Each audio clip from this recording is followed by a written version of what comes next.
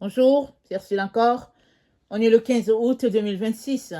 Alors je viens sonner la trompette aujourd'hui encore et je viens proclamer le retour de notre Seigneur Jésus-Christ. Amen, soyons tous bénis. Soyons remplis de la joie de notre Dieu. Alors je viens parler de retrouver la lumière. Amen. Retrouver sa lumière, retrouver la lumière. Alléluia. Notre texte se trouve dans Luc 18, le verset 35. Et il cria, Jésus, fils de David, aie pitié de moi. Ceux qui marchaient devant lui le reprenaient pour le faire taire. Mais il criait beaucoup plus fort, Fils de David, aie pitié de moi. Jésus s'était arrêté, ordonna qu'on le lui amena, et quand il se fut approché, Jésus lui demanda, que veux-tu que je fasse pour toi?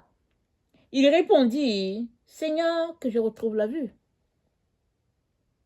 Et Jésus lui dit, retrouve la vue, ta foi t'a sauvé. À l'instant même, il recouvra la vue et suivit Jésus en glorifiant Dieu. Tout le peuple voyant cela loua Dieu. Amen. Voilà quelqu'un qui avait perdu sa lumière.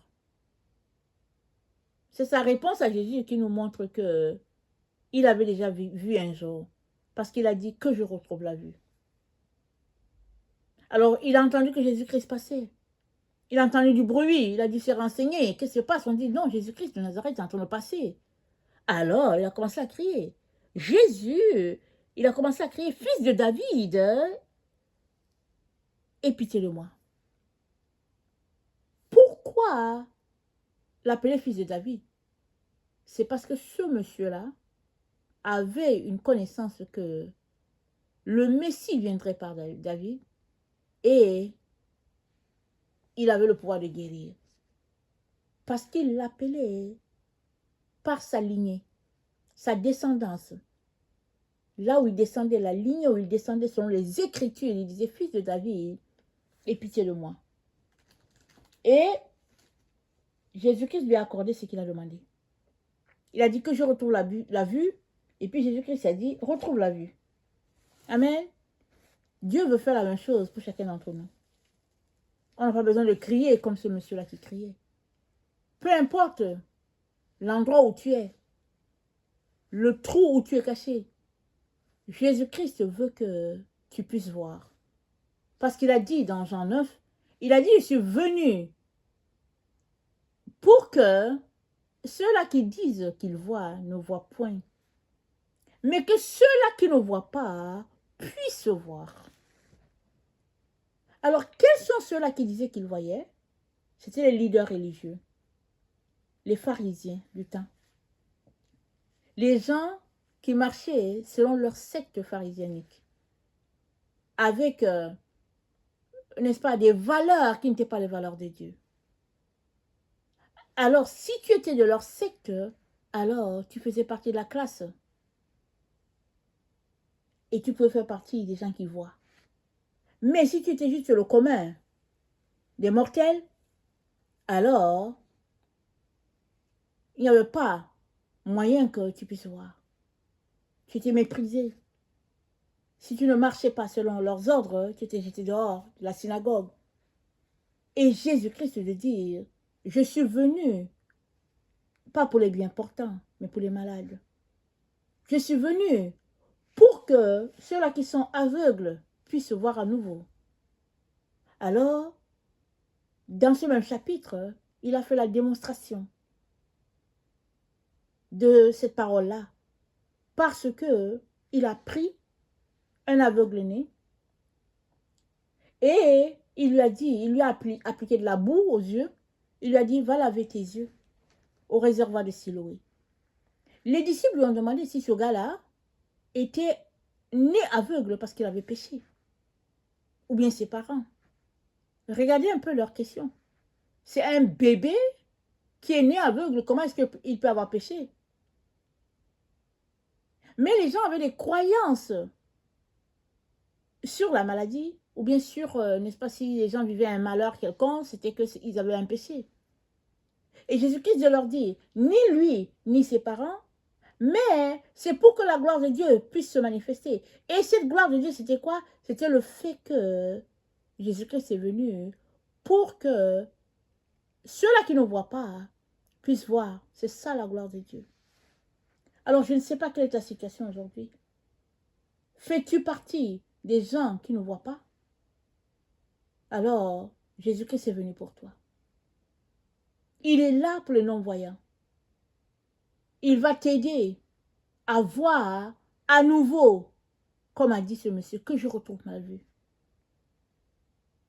Maintenant, il y a deux types de manières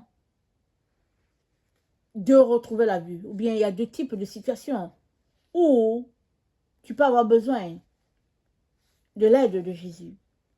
Cet aveugle-là n'a même pas exercé de foi. Jésus-Christ a eu la foi pour lui. Il est né aveugle, dont il a fonctionné toute sa vie avec sa situation. Sans peut-être même s'arrêter pour dire, Seigneur, ouvre mes yeux. Peut-être que ses parents ont prié, peut-être. Mais lui, c'est comme si ça faisait partie de sa vie. C'est Jésus-Christ qui a exercé la foi pour lui. Jésus-Christ lui applique la boue. Jésus-Christ lui dit, vas-y au réservoir. Et on amène le monsieur là-bas. Il lave ses yeux. Et puis il finit par voir. On ne voit nulle part qu'il ait demandé à Jésus-Christ, Seigneur, aie pitié de moi que je recouvre la vue. On ne voit pas ça. Lui, il était juste là. Son sort était scellé. Et c'est tout. Mais Jésus-Christ l'a conduit, n'est-ce pas, à aller chercher cette bénédiction-là que Dieu avait pour lui, qui était mis en réserve. Jésus-Christ lui a montré le chemin pour aller chercher ça. Et le gars, n'est-ce pas, pouvait voir à nouveau. Et les gens disaient, non, non, non, c'est pas lui. Il est né aveugle. Comment est-ce qu'il voit? Il a dit, l'homme qu'on appelle Jésus a appliqué la boue. Et il m'a dit, va laver tes yeux. Et puis je vois. Donc, si tu es dans une situation pareille, peu importe si c'est un problème de vue, un problème d'argent, un problème au niveau de tes études, peu importe un problème au niveau de ton couple, peu importe, Jésus-Christ a la foi pour toi, pour que la situation change. Si toi, tu n'as plus de foi, ou bien si tu n'as pas du tout la foi, si tu n'espères pas du tout, Jésus-Christ a la foi pour toi. Vas-y à lui. Il va t'aider à entrer en possession de ce que Dieu a pour toi. C'est pour ça qu'il est venu. Il est venu pour ceux qui sont malades. Alors, tu es malade d'une certaine situation, Jésus-Christ est là pour toi. Maintenant, si tu ne te retrouves pas dans une situation comme l'aveugle-né, Jésus-Christ te dit, viens acheter de moi le collier pour voir. Parce que nous avons tous besoin de voir. Si tu ne vois pas, tu ne peux pas marcher, tu vas tomber dans un trou. Ça, c'est dans la vraie vie. Spirituellement, tu as besoin de voir. Chacun a besoin de voir spirituellement afin de ne pas être conduit loin de Dieu. C'est la raison pour laquelle, quand les disciples ont demandé à Jésus, quand est-ce que ça va arriver la fin des temps, Jésus-Christ a dit, pour vous que vous ne soyez pas séduits. Parce qu'une fois que tu es séduit, tu perds le chemin de la lumière. Et Jésus-Christ te dit, là où tu es là aujourd'hui, il te dit, recouvre la vue. C'est-à-dire, viens acheter de moi le collier, viens acheter de moi les vêtements, viens acheter de moi l'or que tu cherches tant. Qu'est-ce qui fait que on perd souvent notre vue? C'est le fait qu'on court après ces choses-là qui nous éloignent de Dieu. Ça peut être la gloire de ce monde, ça peut être l'argent, ça peut être X raisons. On s'éloigne.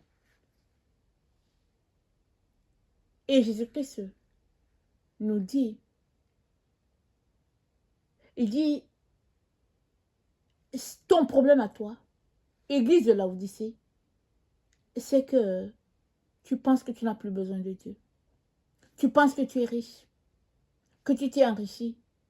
Tu penses que tous les biens de ce monde sont tellement là que tu n'as plus besoin de Dieu parce que tu peux aller les avoir sans l'intervention de Dieu. Et Jésus-Christ te dit, tu es sur la mauvaise voie. Tu as besoin du collier que Jésus-Christ donne. Avec ce collier, tu vas l'appliquer à tes yeux et tu pourras voir. Que dois-tu voir? Tu dois voir que tu as besoin de Dieu. Tu ne peux pas fonctionner sans lui. Même si le monde te présente, n'est-ce pas, l'Eldorado et le bien matériel et tout ce qu'il y a, n'est-ce pas, d'extraordinaire, même si le monde te le présente et puis te le donne, une chose va te manquer. Et cette chose, c'est Dieu. Parce que Dieu ne s'achète pas. Dieu, tu vas à lui et tu décides de marcher avec lui. Mais si tu passes ton temps à courir après ces choses-là, parce que oui, tu veux aller acheter ceci, tu veux faire ceci, tu veux faire cela, un jour viendra où tu auras besoin de Dieu, mais nulle part il ne sera trouvé. Pourquoi? Parce qu'au moment où il a voulu de toi, qu'il t'a dit, viens à moi mon fils, viens à moi ma fille, tu lui as tourné le dos. Il te tournera aussi le dos. Parce que c'est ça qu'il dit. Il dit, ceux-là qui m'ont renié devant les hommes, je les réunirai devant mon Père. C'est la raison pour laquelle tu as besoin de voir. Que dois-tu voir? Amen. Que dois-tu voir? Tu dois réaliser que ce monde-ci dans lequel nous sommes est perdu sans Dieu. Et si tu vois la vie comme le monde le voit, alors c'est que toi aussi tu es perdu. Voilà pourquoi Dieu vient te chercher aujourd'hui pour te dire, mon fils, ma fille, sors de la pensée de ce monde. Sors de l'illusion dans laquelle tu vis. Cherche ton Dieu.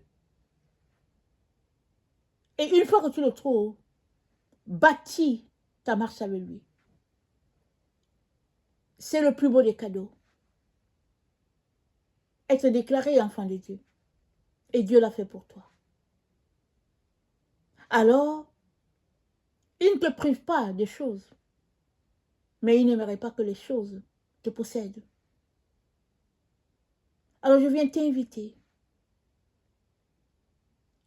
à arrêter de courir après tout ce qui ne nourrit pas et qui ne te rassasie pas.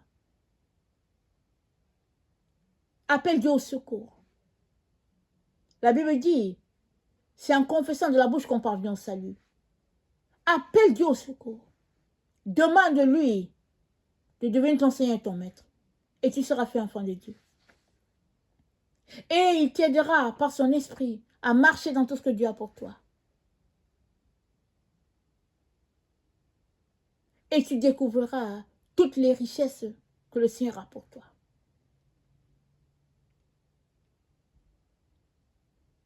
Tu as besoin de recouvrer la vue. Quand bien même tu aurais tes deux yeux physiques, n'est-ce pas, qui n'ont aucun problème, tu as besoin de recouvrer la vue spirituelle. Si tu l'as perdue, ou bien tu as besoin d'avoir la vue spirituelle si tu ne l'avais pas. Et ça commence par là, l'endroit où tu as donné ta vie à Jésus. Et alors que tu marches, chercher à comprendre les Écritures, les écailles vont tomber de tes yeux. Et tu vas voir tout ce que Dieu a mis en réserve pour toi. Amen. Que le Seigneur bénisse sa parole. Toi, suis le conseil de Jésus-Christ. Et son conseil, qu'est-ce qu'il a dit? Il a dit, venez acheter de moi de l'or purifié. Venez acheter de moi des vêtements. Venez acheter de moi du collier. Parce que notre génération en a besoin. Non seulement nous sommes la génération qui marche dans la nudité, alors que les vêtements sont partout. Non seulement nous sommes la génération qui courons après l'argent, l'or et tout ça, alors que notre Dieu est là et qu'il il a les mains tendues vers nous. Et nous avons besoin de le collir parce que nous avons une vision déformée de la vie. Le collier que Dieu donne va te permettre, n'est-ce pas, de redresser ta vision et de marcher dans tout ce que Dieu a pour toi. Amen. Que le Seigneur bénisse sa parole et que sa joie soit notre force en ce jour. Amen. Alléluia. Amen.